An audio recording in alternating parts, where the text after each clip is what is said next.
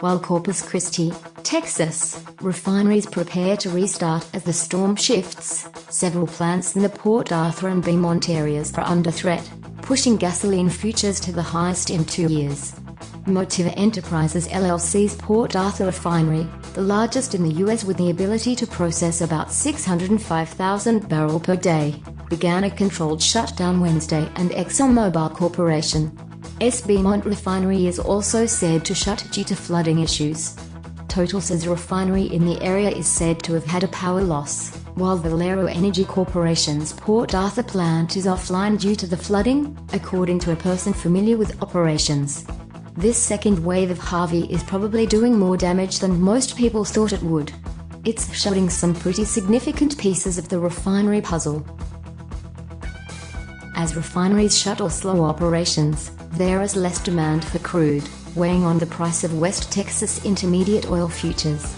West Texas Intermediate for October delivery declined 40 cents to $46.04/barrel at 8:46 a.m. on the New York Mercantile Exchange. With all the disruptions, traders may not get accurate tallies of U.S. petroleum supplies and the weekly reports from the Energy Information Administration. The inventory data over the next 3 weeks is going to be very skewed and less reliable. Next week's report will likely show a rise in crude inventories, because the refineries just can't move that along to an end product.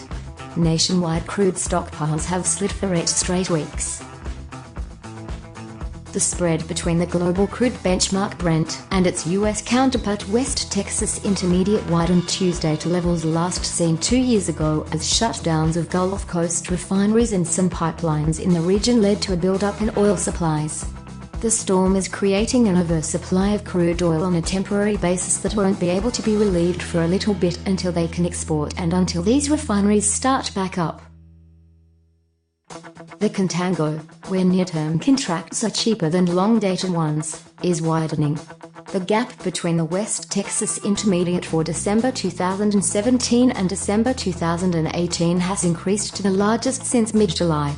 The bottom line is the hurricane puts more oil into storage, and specifically into Cushing, said Clayton Rogers, an energy derivative broker at SCS Commodities Corporation.